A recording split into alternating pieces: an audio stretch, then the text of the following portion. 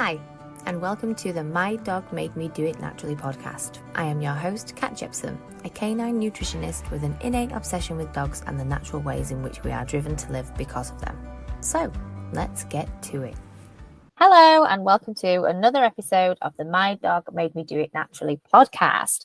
I am your host, Kat Jepson, and today I am joined with Ange, the proud owner of Raw Feeding Plus in Morecambe, Lancashire. Hi, Ange. Hiya, how are you? I'm very well, thank you. And how are you? Yeah, very well, thank you. Good stuff. So Ange is the mama to 6 border collies. That must be quite fun in your house. They keep me out of mischief. Just. Oh, that's great. And they are Cookie, Izzy, Jess, Kiva, Angel, and Posh. And they also have a lodger at the moment who is Ollie. So today, me and Ange are going to be talking about how failing conventional methods led her to take back control of her dog's health. Well, Ange, I'm looking forward to this discussion. I'm sure we've got lots to cover. So why don't we sorts. Oh, I can imagine. So why don't we begin with you telling us a little bit about you and your lovely border collies? Okay, well, I can tell you where my little border collie pack came from. When my hubby and I got together, I had a little rescue terrier, and Max was an absolute sweetheart. And Terry and I discussed getting another dog, and Terry had border collies all his life, and I knew 2 at the time. One had bitten me, and the other one was an absolute psycho, family's dog. And I was like, I'm not getting a border collie. No, definitely not. And one of the farmers in our village had a litter of border collies, and I made the mistake, in inverted commas, of going to see them, and there was one little gorgeous black tricolour sat right at the back of the stable on her own, and along came Molly, the border collie, our very first border collie, and she very, very quickly taught me how amazing dogs are in general, especially sheepdogs. And she was so loyal, so loving, and she got on so well with Max, and very quickly taught me that I needed more border collies in my life. Wow. However, little Molly was very different to Max in her health. Max was such a real hard nut. He lived till he was nearly 17 and a half. Wow. He only needed to go to the vets once in all his life, and that was when he stuck his nose into a hedgehog, and he poked his nose actually into the hedgehog's spikes, and all his nose swelled up. But that was the only time that he ever needed the vets, thankfully. That's amazing. Whereas we were really lucky with him, and before I knew any better, I used to get him vaccinated every year and use Frontline on him, and so Molly was very, very different. I had her spayed when she was quite young. I think she must have only been 2.5, and every 6 months after that, when she would have had her season, she used to have really bizarre symptoms. Her temperature used to spike through the roof. She would go off of food. Her pupils would dilate, and we spent a fortune at our local vets trying to find out what on earth was going on. We were then referred to Liverpool Veterinary Hospital. They just could not get to the bottom of things that were going on, and we ended up being recommended to go to a different vets that I'm actually with now, who are absolutely fantastic, because they deal with a lot of collies, because they're much further out in the country, so they deal with a lot of farmers and farming stock. And they put her on a 3-week course of steroids, and I never vaccinated her after that. And she was absolutely fine for the rest of her life. She had no more of these really weird symptoms.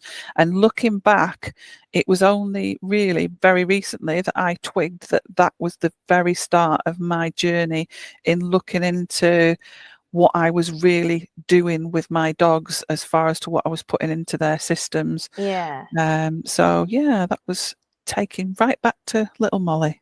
Wow. So did you, just quick question, did you stop vaccinating on the advice of your vet? Was that something that was discussed, or did you decide that all by yourself? Right, okay. No. Well, I don't remember chatting with the vet about it.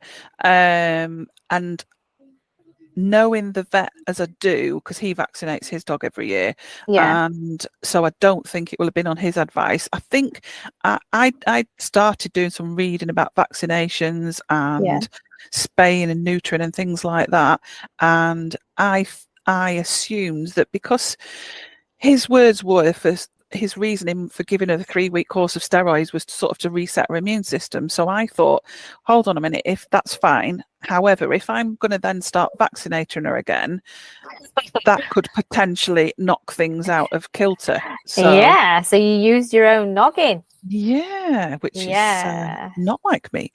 Well, Wow. more I so now. like it. Yeah. So, Yeah. and from that, because Molly had been so poorly, I and because I'd fallen in with border collies, in love with border collies at this point, Terry and I spoke about getting another. But because Molly had been so poorly, we wanted to make sure that whichever border collie we got would be from fully health tested lines, Yeah. and that they knew, like, going back generations, about the health of these dogs, because Molly we knew nothing about her background. So that was another thing that I'd learned, to make sure that when you're getting a dog, that if it's your choice to get a particular breed, that you look for the health testing behind the lines, and that was really important to us.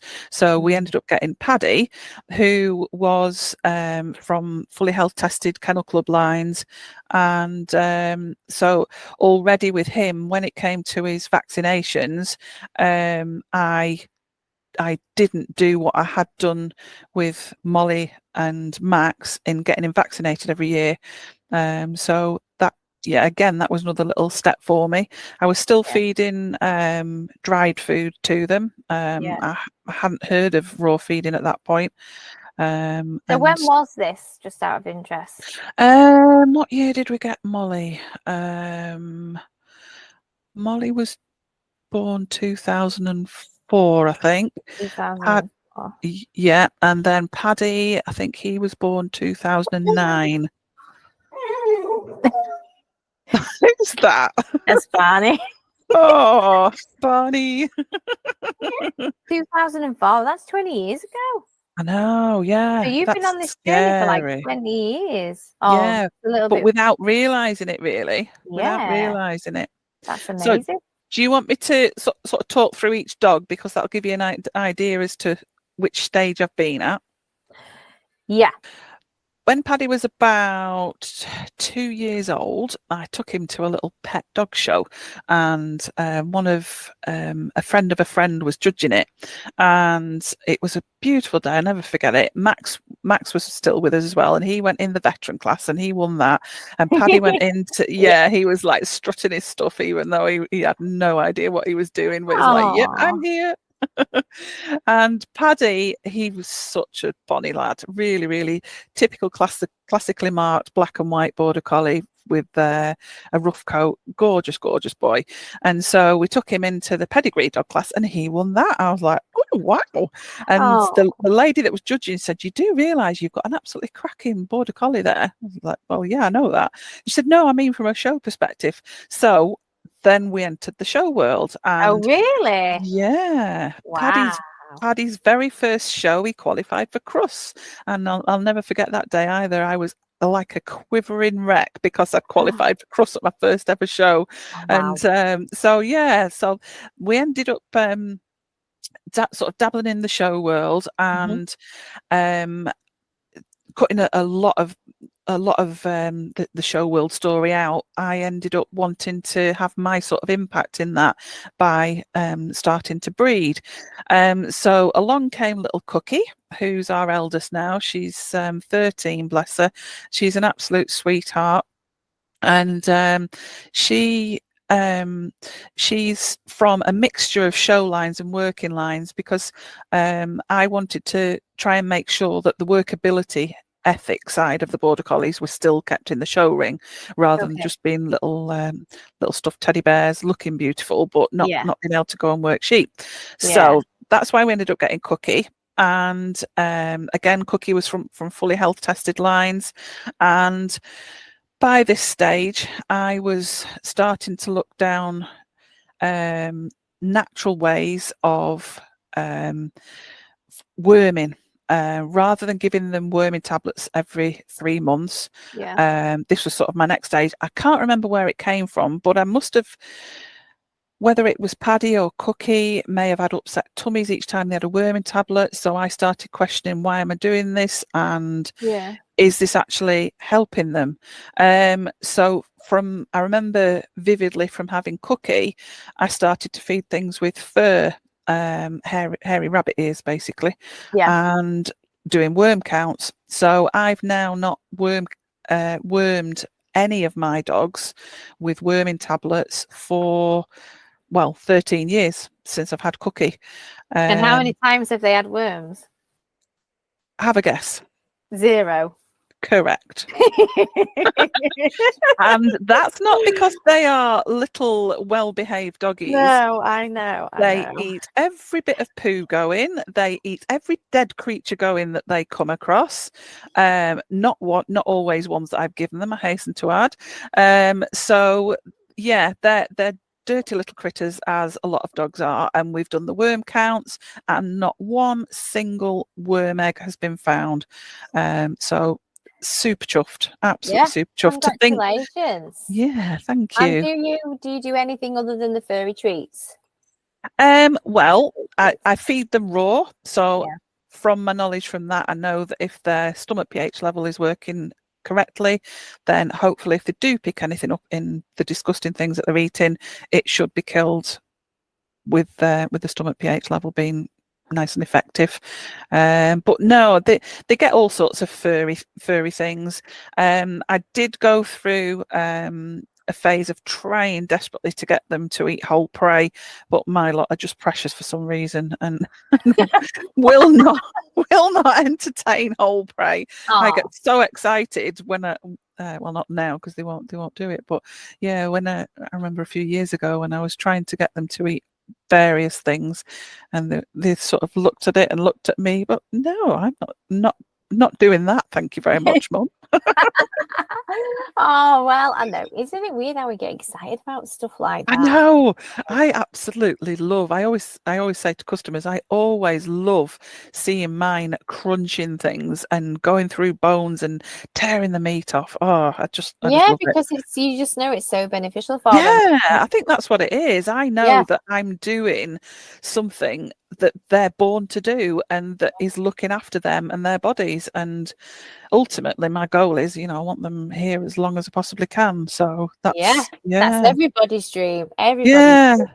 I think as well, though, following off from like the natural worming thing, it's funny that because I'm actually doing a video about one of the natural methods that I do as sort of like I want to say worm prevention, but it's not specifically just for them. It's just it's just whole foods that you can put in the diet which naturally counteract with the parasites. You know what I mean? Cool. So that's going to tie in nicely. But basically, a healthy host is, not going to allow parasites to live in it. So if you are feeding, a biologically appropriate diet, which is jam-packed full of nutrients, and digestive enzymes and everything like that, which is going to keep the immune system strong, then you haven't really got anything to worry about. But I think a lot of pet parents get so scared about dogs getting worms and things. But a lot of the time as well, like tapeworms and things like that,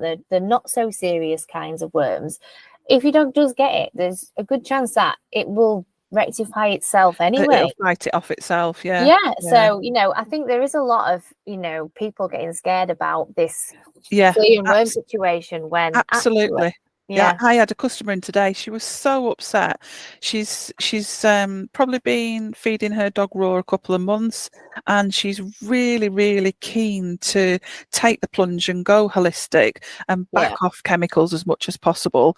But she's just scared to do that last little step, and she was so upset when she came in today. She said, "Oh, Anne," she said, "you're probably going to shout at me." I said, "Don't be daft." I said, "I won't do that." I said, "Why?" And she told me that she'd been to the vets last week week, and she's on this monthly plan, and she'd been given the flea treatment and the worming treatment, and she'd done it, and her dog has spent the whole weekend being poorly, and she was so upset, bless her, and she said, right, I need to know now, what can I do instead? So I went through it but she's so scared to take that step, and it's so. You know what I think half the problem is, though, is that because they're challenged by their vets when they say, I don't want that service, thank you very much. And that is where the problem lies, because people don't like confrontation and they don't want to have those awkward conversations, and they're made to feel like they're doing something wrong when they're trying to advocate for their pet, which is another problem. We do look up to our vets. We you know, they've been and done all this study, and we think that they know way more than us. But unfortunately, not all vets are equal. I'm very lucky with mine, but I'd love to think that more education is going to be got out there, that will hopefully teach them that there are other healthier natural alternatives to giving the dogs all the chemicals, and ultimately making them poorly. Like keeping their immune system strong. Yeah. And giving their own bodies the ability to fight off disease for themselves. Yeah, absolutely. Absolutely. Yeah. Oh, that is a rabbit hole in itself, isn't it? Yeah, we could talk for an awful long time about things like that. I feel like we've gone off track now. I know. Are we still on Cookie? Are we still on Cookie? You wanted to start. We started talking about worming with Cookie, didn't we? Oh, or not worming. So and I've also just twigged. You said, do I only do furry things? But when I think about it, no, I don't. I give way more, but you just forget. Garlic, apple cider vinegar, pumpkin seeds. Where I feed the dogs, I've got like a special magic tub of all sorts of things. And I never ever give the same meal twice. I'm one of these. I'll think, right, what can I give them today? And I'll get a tub of something out, because I'm not one for really giving loads of supplements. I like to give them a variety in their food, rather than giving them a supplement for this and a supplement for that. So do you follow a complete and balanced recipe approach, or do you do balance over time? Oh gosh, no, I do balance over time. I constantly bang on to my customers, because if I get a new customer coming in and say, I want to switch to raw and it must be an 80-10-10, and I have to really sometimes bite my tongue and say, and not say, like on the first meeting, to put them, well, it doesn't need to be 8-10-10 in every single meal, and we'll say, right, well, we'll start off with such and such, and then I can have a chat about doing other things, and I have to sometimes be very careful. I think because you don't want to scare them off on the first exactly step. Yeah, I didn't think that they're coming talking to some psycho raw feeding woman. Oh, it's hard though, isn't it? It's hard. I get some people say to me, it's all about raw feeding, but for me, I don't just talk about raw feeding, I talk about fresh feeding. So if people aren't ready to go raw but they're happy to do cooked, then I'm fine with that, as long as they're feeding it from fresh food made in their own kitchen. I think it's completely, as a pet parent, it's their decision to make, and whatever they're ready for, then that's fine. Of course it is. The only thing I say is just feed fresh. Yeah, exactly. And balanced over time. The only thing that I will make sure I step in pretty sharpish on a conversation is if a customer comes in, a new customer this is, and says, oh, I've been feeding cooked chicken breast for several months, or I've been feeding tripe on its own for several months. And I do step in fairly quickly with things like that. I think you need to just make sure that all the nutrients, like all the components of the diet, are included. But then pretty much everything else is just basically do what you want, apart from don't feed cooked bone as well. Oh gosh, definitely. I had a customer that came in on Saturday, and I'd not seen him before, and he came in and he said, oh, what's your biggest bones that you've got? So I showed him, and he said, oh, right, that'll be brilliant, I'm gonna cook a few of them. And I was like, whoa, sorry, you're gonna do what? Oh yeah, I feed my dog cooked bones. Oh, flipping out. And he was just adamant that he was going to cook his dog these bones, and he Oh, eventually got the message that that's not what I would suggest or support, and he just yeah. stomped off. But I thought, there's no way I'm going to like say, oh No. yeah, okay, then you can buy them, and knowing that he Yeah, was going to go I and cook know. them. I know. Yeah, very scary. Scary But stuff. yeah, It is. no, back to your question, balance over time. Don't get hung up on making sure that every single meal, I mean, if you've got the time to do that, yeah, fantastic, go for it. But most people in this day and age, I think it just makes it confusing. yeah, It's so hard to get every single meal complete and balanced when you're using yeah, like, to the pinpoint of the guidelines. If yeah, you're using whole foods, it's just too technical, and it's yeah. just not natural. And that's the other thing with you mentioning guidelines. That's what they are, guidelines, and every single dog is different. And with the 8 to 10 10 thing, I think a lot of people get hung up on that, and then they'll come and say, oh, my dog's got really loose stools all the time or really firm stools. And you have to say, look, every dog's different. Some dogs may need a little extra bone adding in, or some dogs may need less.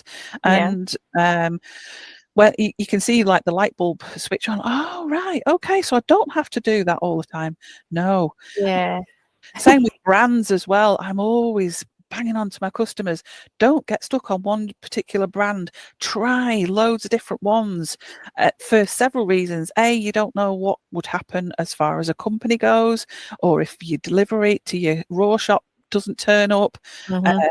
Even if you get beef from a supplier from the top of Scotland as opposed to beef from a supplier way down south, they're getting different nutrients coming through the food chain. So change up, give them as much variety as you possibly can.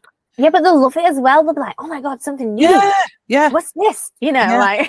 And that's the amazing thing about raw, that you can give so much variety. The dogs must just get so well. I know for a fact that they get excited. You think my lot have never eaten before when I put their bowls down. Mine are the same. Oh. Every single day, like doing little spins in the kitchen while they're waiting for. Yeah. That's ace, absolutely ace. We get quite a few customers coming in saying at first when they're new to raw, oh, my dog's really not enjoying it. It's dried food, and I want to transition them onto raw. They're leaving quite a bit, and the really obviously not enjoying it. A couple of weeks later, do you sell slow feeders?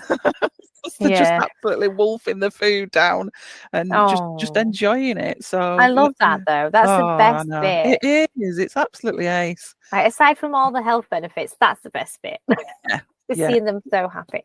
Yeah, exactly. And knowing that we're doing right by them, and hopefully keeping them nice and healthy and living a long, happy life. Yeah, definitely. That's what it's all about, isn't it? Yeah. And we've gone off on another. We have. Sorry. No, I don't know if it's me or you. Probably me. I think it's probably a combination because we just get so excited about.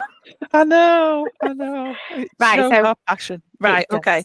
Who did we get? Back to Still Cookie. on Cookie. I know. We might have to fast track. Okay. Yeah. Let's go. Okay. Fast track, because I don't think it was much more after worming that I changed when I had Cookie, in Cookie's earlier life, should I say. And then in Cookie's first litter, she had a C-section, and because the first big boy was blocking the way for everybody else, bless him. But thankfully, all 6 puppies survived. My very first litter, very emotional, amazing experience. I remember this oxygen tent being plonked on the vet's table to show me, and I just filled up. Oh, it's just so magical. Just to hear like these 6 little squawking puppies after not knowing what the heck was going to be going on with Cookie in the operating theatre. But yeah, magical. But yeah, we could go off on another tangent with that, so I'll be careful not to. I'm trying to like speed things up for you a bit now. Right, so Izzy and Jess were born by C-section, and I remember when they were about, how old were they? 6 months maybe. Yeah. They'd maybe gone to the vets for a 6-monthly health check or something, and I remember the young vet standing there and saying to me, "Oh, Ange, we've got this brand new flea and tick prevention product. It's a tablet, and you give them it, and it keeps fleas and ticks away for 3 months at a time." I was like, "Oh wow, that sounds good." And very naughtily, didn't do my research, just accepted what she said, and like, yeah, I'll try that if it keeps those nasty critters away. Yeah, I'll do that. Never thought anything of it. Gave it to who had it then? Izzy, Jess, Cookie, and Paddy. We had then, and Cookie and Paddy absolutely fine. After a few weeks, Izzy and Jess started to itch a little bit more. Never really thought anything of it. Another 3 months went by, very naughtily. Thought, oh yeah, great, they've not had any fleas and ticks. Another one of these tablets, down the throats to go. Again, Cookie and Paddy were absolutely fine. Izzy and Jess, Izzy started to nibble all the fur away from under her tail, and Jess was nibbling herself as well. Not quite as much, not to the extent that she was pulling fur off. And it was only then I thought, that seems to be happening when I've given them these tablets. Right, maybe I need to do a bit of research. Did some research, was absolutely mortified that I'd given these tablets and felt an incredibly horrendous pet mum. And so then, yeah, I know, but oh gosh, I was absolutely gutted. And so that's when my journey started as to looking into natural ways of preventing fleas and ticks. So unfortunately, a year later, Jess, when she was 3 years old, was diagnosed with lymphoma. She started eating grass, and I'd looked down her throat and noticed that one of her tonsils was inflamed. So I took her to the vets, and he said, that's very unusual. He said, could be something that she's had and it's poked one of her tonsils. We'll give her a course of antibiotics, but if she's no better within a week, or if it's changed, then we'd better take it out. After a week, it had grown, so she went in, had it removed, had it tested, absolutely gutted for it to come back with lymphoma. I was devastated, absolutely devastated. And knowing what I'd read about the flea and tick tablet as well, I'm thinking, oh my God, is that what's caused it? Is that like a side effect? And I was just mortified. And at that point, that was another major point of change into me. That's when raw feeding was brought to my attention. Because I did loads and loads of research and asking questions about my options, how to deal with Jess's lymphoma. She was referred to Liverpool Veterinary Hospital, and they examined all the rest of her lymph nodes, and they told me my options. My option really was basically only chemotherapy. Otherwise, between 10 and 12 weeks, she would no longer be here. I just could not get my head around a 3-year-old dog not being here in 10 to 12 weeks' time. So I did loads and loads of research, asked whoever I could, whose dogs had been through chemo. I asked my vet, I just spent hours and hours researching stuff. And as I say, that's raw feeding was one of the things that was brought to my attention. And a friend also mentioned that a friend of a friend was a herbalist and iridologist for humans, but also did things for animals. So I contacted this wonderful guy called Michael Brookman. I will give him a shout out. Hopefully I'm allowed. His website is called Nature's Sway, Nature's-Sway. I'll put a link to it in the show notes as well. Yeah. Smash him. He's just an amazing guy. And he gave me so much encouragement to get Jess on a raw diet as quickly as possible. He would send her a special liquid concoction of herbs that he would make up. And he would also send some powdered herbs that are sort of a general doggy well-being set of herbs. Yeah. Well, our little miracle has had no conventional treatment other than having that tonsil and another gland removed. No steroids, no antibiotics, never been to the vet since. No chemotherapy? No chemotherapy, nothing to do with her lymphoma. And she has just turned 11 years old. What? You are joking? No. That is absolutely amazing. Absolutely. She blows me away. And wow. Yeah. And all she's had is the herbs and switching her to a raw diet. That is absolutely amazing. How cool is that? Massive. I've just got shivers down my spine for that story right there. I'm not even Yeah, joking. isn't that amazing? That's like everybody's dream outcome. Yeah. Oh, the She's power of natural yeah. food is just absolutely amazing. And how can you say that hasn't made a difference to her? Oh, My vet, bless him, he's very I wouldn't say he's skeptical, but he said, "Oh well, yes, lymphoma can go into remission." That's all he said. He's not like committed. I was like, "How can you not say that's amazing?" oh, I know. They're so reserved sometimes, aren't Yeah, they? I know. So yeah, and it was really sad at the time because Liverpool Veterinary Hospital made me feel such a bad doggy mum for not going down the chemo route. And I've often thought about writing to them and saying, "Look, please, look what we've done." I And know. So did you yeah, just have this really sort of loud voice coming from your gut saying, yeah, do not go down that yeah, path and yeah, try the natural one? And that's yeah. what made you do it? Because that obviously is a massive, massive decision to take into your own hands and It say, was huge. It was yeah, huge. But my gut was saying, if and I truly believe this, if I'd have given Jess the chemo, I truly believe that she wouldn't be here now. yeah, Because chemo kills everything. Dogs can't have the same amount of chemo that humans can have anyway. I knew that she wouldn't like being in the vets. To stay in and have the chemo. I think it was going to be which is once every further couple of weeks stress or on the something. immune Yeah. system and the nervous And that system. wouldn't have done her immune No. system any good, being away from me. And yeah, something in my gut was massively saying, do not do that. And I'm so glad I didn't, because she's amazing, absolutely amazing. She's That is absolutely amazing. I yeah, a love that. little star. And she's still carried on having skin issues, and so has Izzy. And but putting them onto the raw diet round about that time of Jess, well, it was at that time of Jess being diagnosed with a lymphoma. I put all the dogs onto raw at that point, and Yeah. we were really struggling to get hold of it. Locally, there was nowhere locally that sold the raw, and so we thought, well, if we're struggling, other people must be. So that's where Raw Feeding Plus was born, basically, down to Jess and Izzy. Oh, And wow. yeah, I'm just so passionate. The amount Yeah. of times that people have said, I'm so thankful for you just helping us. And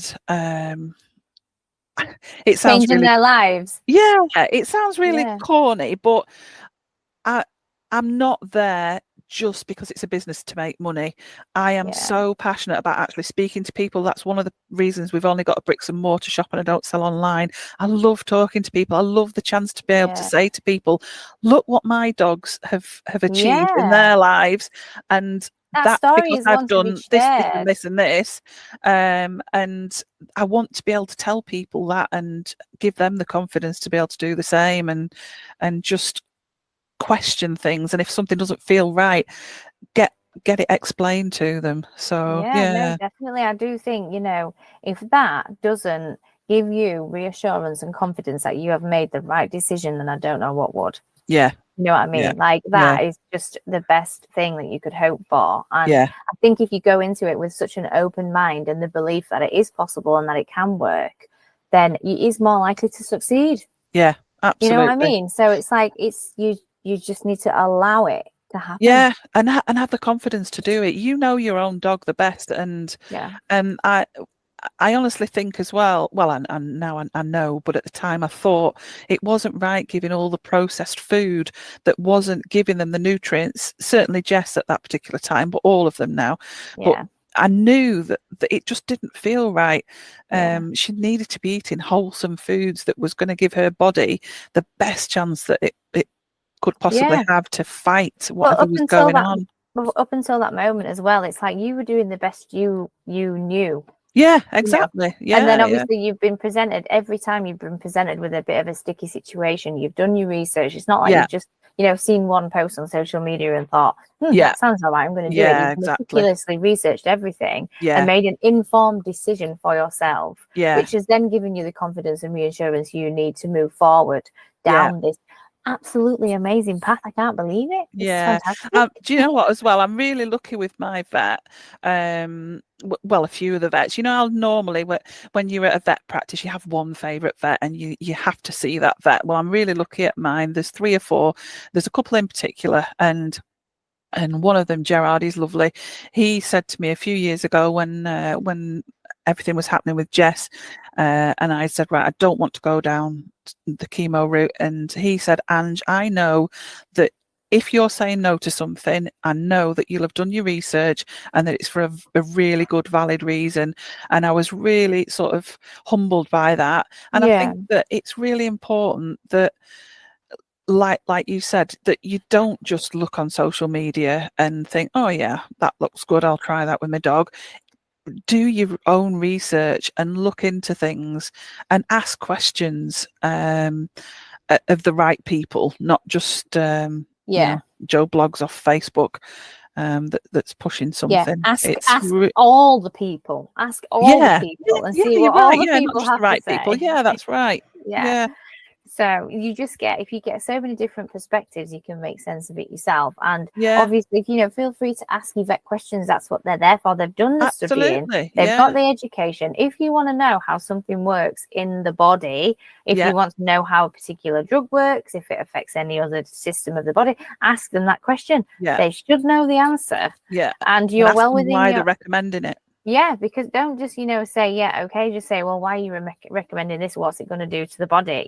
If you have the right to understand everything that you are putting into your pet, and it just shows that you wanting to understand more about what's happening about the situation. And if your vet's not willing to have these discussions with you, then you need to find a new one. Yeah, and thinking about it, around that time, I was very lucky in that I had the confidence to talk to my vets. And although I didn't go with their recommendation of having the chemo, as I've already said, that they said that they respected my decision in that, I still made sure that I had the confidence to ask them about the stuff, because they're the ones that are at the chalk face. They know about how these drugs work and how the dogs deal with things, and what effect they have on the body. And it's really important. Have the confidence to talk to your vet.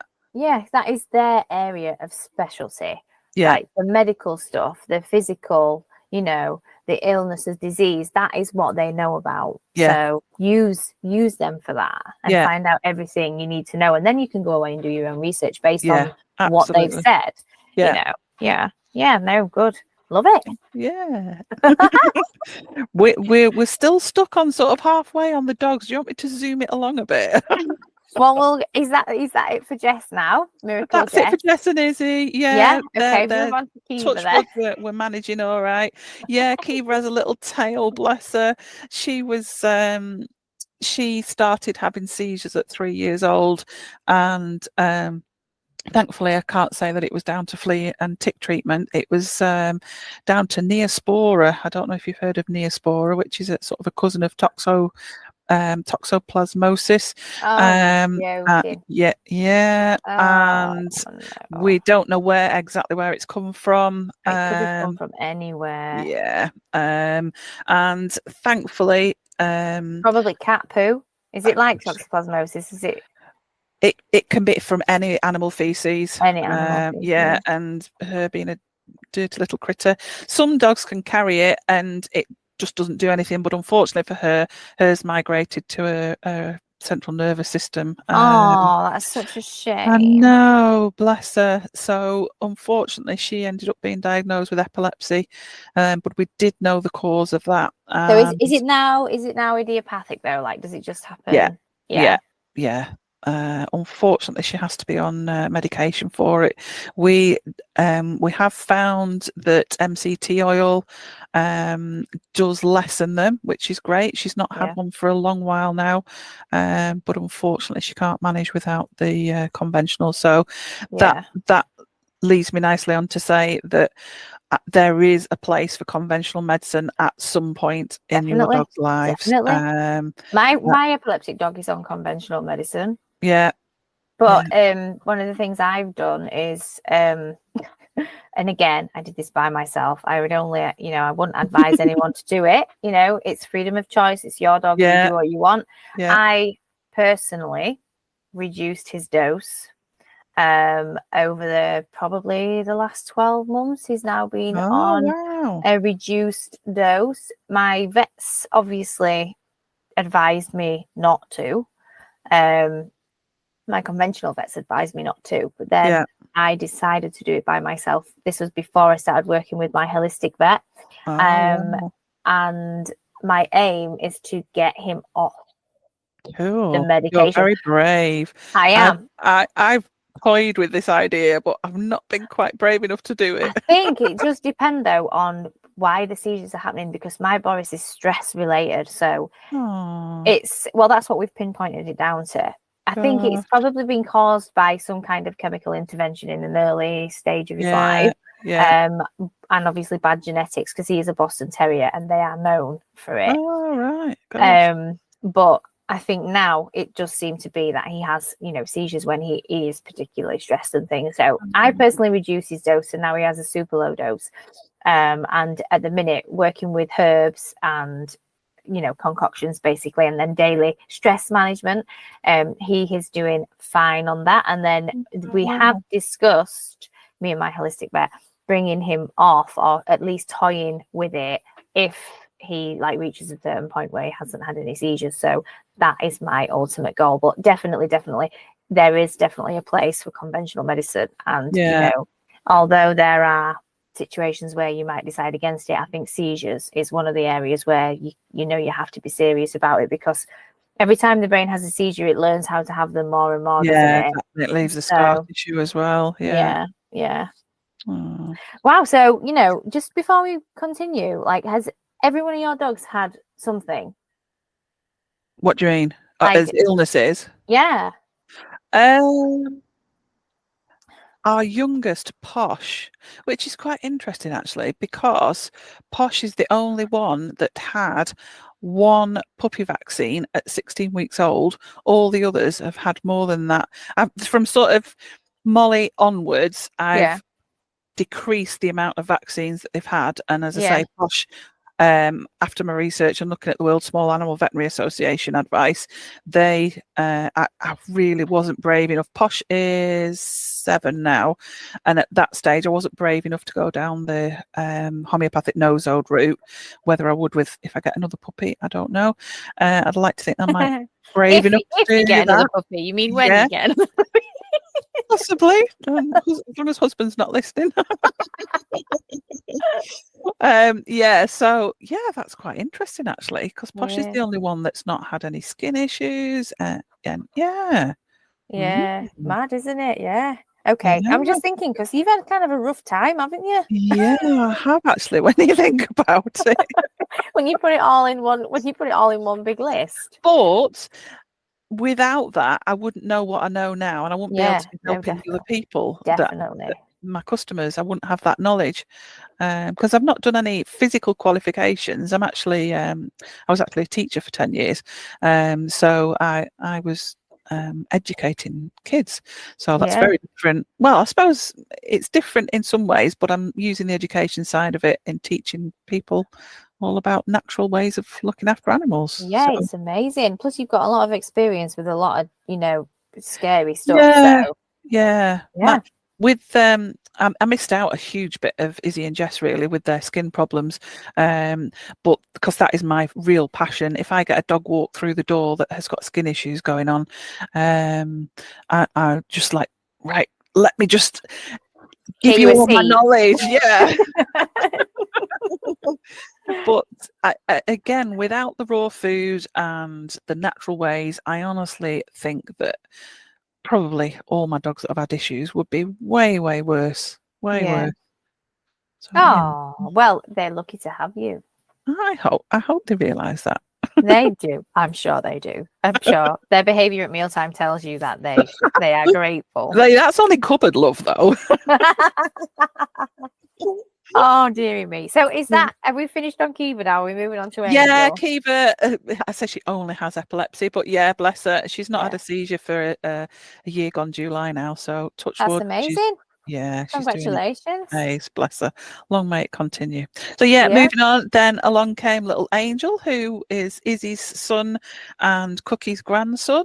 And Angel has she's not had anything majorly wrong with her.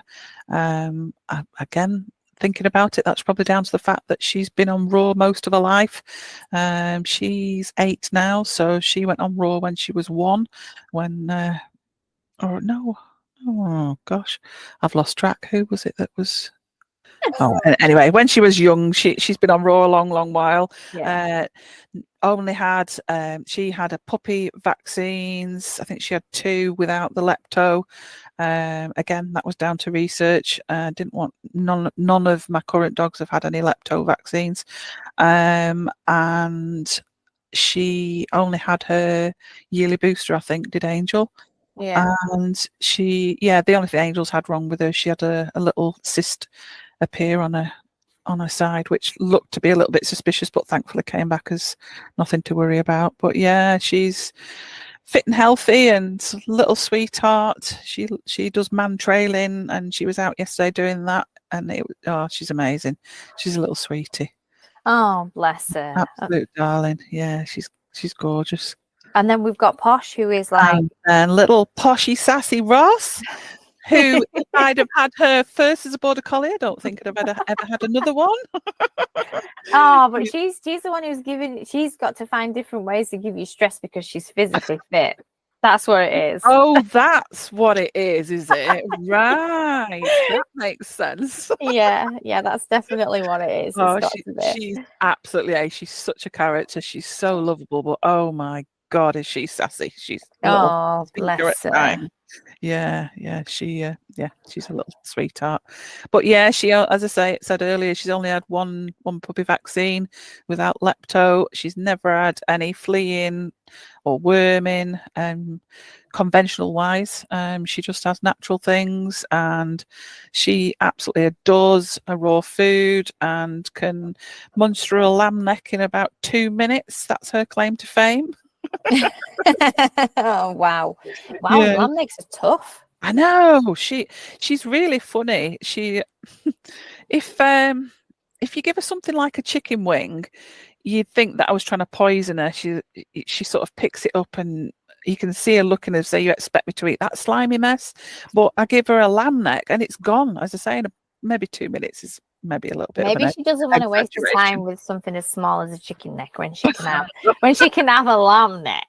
She's like, come on, Mom, what is that? What is that? Yeah. There's definitely a message in there somewhere. I got some lamb necks to chop up for the boys because I prefer to do DIY, but obviously I just don't like mince. And they're Boston Terriers, so they can't tackle a lamb neck. But I couldn't even chop it up. I was just going to say, how on earth were you going to chop one of those? I managed to chop a few bits off of one end, and then I gave up because I was like, this is just too hard. You need an axe to get through a lamb neck. I might have to try that because it's still in the bloody freezer. I was like, I'll save it there until I know what to do with it. We have been known to use an axe for what did my hubby chop up once with an axe? I think it was some venison ribs. I just couldn't snap them, so I said, I'll do it with the axe. So I just go outside and wax them with an axe. Where there's a will, there's a way. Yeah, absolutely. We need a little pack of doggies waiting for their tea. Oh wow, that's amazing. So you've had a tough experience in many different areas, haven't you, over the years? Yeah, it's funny because I don't think of it like that. No, because you just obviously going through the motions, and it hasn't happened all at once where you've been overwhelmed with all this information you've needed to find out. They've given you bite-sized pieces as you've gone through. Yeah, you're right. Yeah. And my eyes, and as I said to you earlier, it was only really tonight that I twigged how far back with Molly that journey had actually started. I only really thought about it with Jess and Izzy, but then I thought, oh, hold on a minute, we went through it with Molly, and what I now know I think was vaccinosis at the time. So it's my dogs in the world. They've just taught me so much, and they give so much. They do, and they tell you a lot if you know how to listen. And I think that's one of the main things that we need to kind of start understanding is that they can tell you everything, really. Yeah, You just need to know prepared to and be prepared. Yeah, definitely. yeah. Definitely. So, I mean, I did have a list of questions for you for this Okay. evening, but well, I mean, we've kind of Sorry. you've kind of answered like all of them. Oh, Like good. in the whole story, it was just like you didn't need me to ask you any Oh, questions. cool. That's good. That's amazing. So I am just going to ask you, Yeah, fire like away. right now, what does your journey look like? You know, like what is happening right now? Like where are you at in your natural raw feeding journey? Raw feeding or holistic journey? Well, everything. So Because like, right, go on. I was just going to say, because I've started looking into zoo pharmacognosy. Oh So yes, yeah. I've just started doing my first module with Caroline Ingraham Have because, you? yeah, one of Posh's sisters, this is another amazing little tale. One of Posh's sisters, a year after she went to her new home, the dad, like the human dad, sadly passed away. And Ginger was really, really struggling with grief, and a friend of her doggy mum said, "Go and see this lady. She does something with essential oils called zoo pharmacognosy." And so, cutting a long story short, it worked absolute wonders for Ginger. Brought her out of her grief, back to being normal, happy Ginger, and the part of the story that really made me go wow was one particular day. Because Ginger, each time this lady had a session with her, she used to pick exactly the same essential oil. And one particular day when this lady was leaving, she dropped all her essential oil bottles out of a bag or a storage thing, whatever it was. And Ginger picked the same essential oil out of all this lady's essential oil bottles. She went to just that oil because that was the oil that was helping her, and that blew me away. So as a Yeah. result of that, I'm starting to learn, excuse me, about essential oils and Wow, that is how amazing. cool they are. Yeah, well, we had Helena on last week, and Who's an obviously expert? who is an expert. So that is now two amazing women that I know who are going to be able to make powerful changes to pets' lives. So congratulations, that's amazing. Oh, thank you. I'm way, way less down the line than Helena. She's brilliant. She's actually done a little bit of work with me with Cookie, which was absolutely fantastic. And Cookie had Helena in stitches because most dogs are quite gentle about things, but Cookie was trying to eat one of the bottles of peppermint. Oh, She's very, very food driven, is Cookie. She was like, "Give me the bottle. I want loads of it." oh, bless her. Yeah, it Oh, was well, really it's cute. good. I mean, it's good to be inspired by things. And now, I mean, like Yeah. you said earlier, you don't have any qualifications, but you are on your way to having such an amazing qualification. And Oh, you're going to be able to help your customers even more with like such powerful stuff. It's just, I'm yeah. super happy for you. That's great. Thank you. Thank you very much. Wow. But I love this episode. This is fantastic. Good. I'm glad. So, if you could say anything to other pet parents who are either struggling or, you know, they want to go natural, but they're not quite sure, or they, you know, anything at all in terms of like support of like a friendly bit of advice, what would Mhm. it be? Just one thing. Make sure you ask questions. If you're ever in doubt about anything that you're being told or advised, ask questions of as many people as you possibly can and form your own opinion. Don't go with just what one person tells you. That would be my big bit of advice. Yeah, that is a good bit of advice. Stay curious. Yeah, absolutely. Not Yeah. just with your dog lives either, in your own lives. That's a Yeah. whole other story because my dogs have now started impacting on how I am with my life. Yeah, definitely. It does. It happens to us all. I Yeah, think you have to reach a certain stage and yeah, then a yeah, certain stage down this, you know, this crazy walk of life. yeah, And then that's it. You just full yeah, blown, right, yeah. here we go. Let's go down that rabbit hole. Yeah. That's a tale for another day. Oh yeah. Oh, right. So I do just want to briefly touch on Raw Feeding Plus because obviously it is your bricks and mortar store. So can you just give us a little bit of information about what's available at Raw Feeding Plus, where it is, and obviously so that anyone who is either passing by or in the local area who might not know you, if they want to stop in, they know exactly where you are. Okay, I can easily do that. Yep. Yeah. We are on an industrial estate in Morecambe called Vickers Industrial Estate. Quite easy to find once you know where we are. It's called Unit 15, Bay 7, Vickers Industrial Estate. If you put us into Google, we're on Google, Facebook, and we've got a website, rawfeedingplus.co.uk. We've got, do you want me to run through the brands of raw food that we stock? Or? You can do, yeah, you can. Yeah, okay.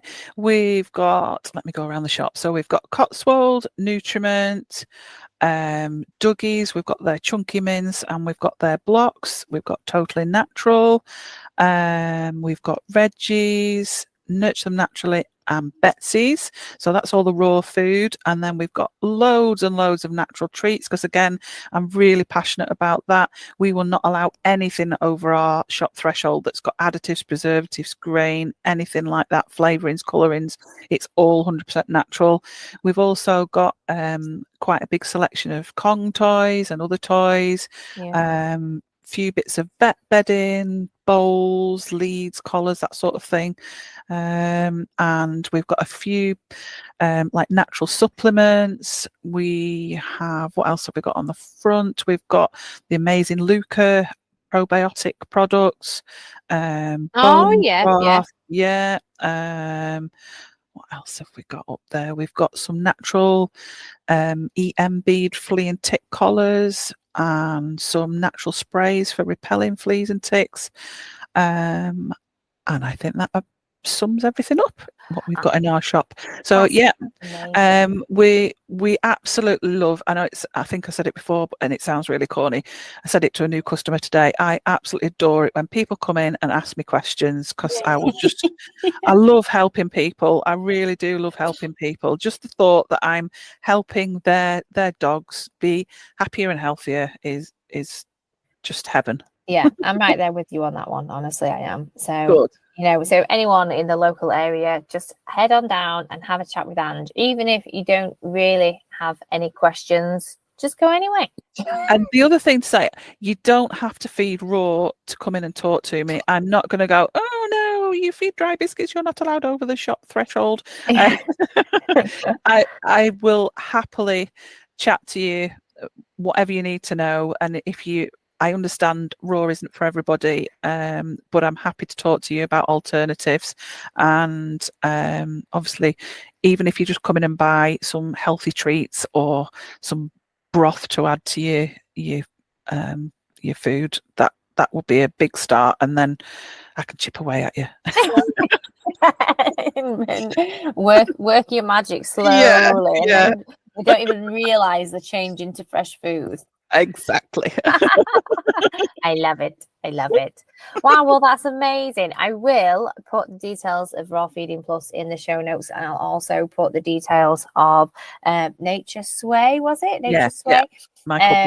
Yeah, so everybody can have access to that super powerful resource.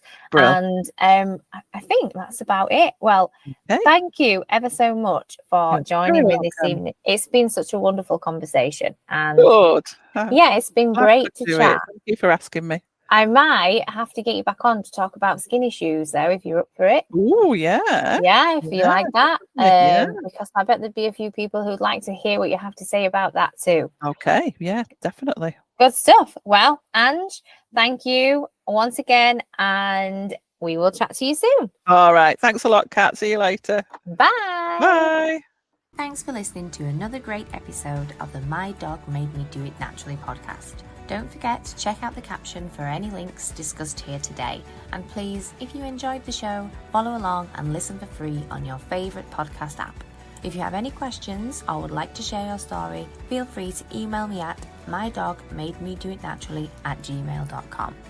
Thanks for listening. Purpose of this podcast is for educational and entertainment purposes only and should not be substituted as advice from a veterinarian or other professional.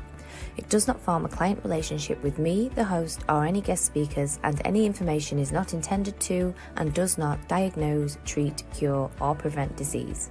My guests express our own views, thoughts and opinions as individuals, and the podcast neither endorses or opposes the views, products or services discussed here. If your pet is ill, always seek advice from your veterinarian. I am not a veterinarian and I do not treat disease or offer medical advice.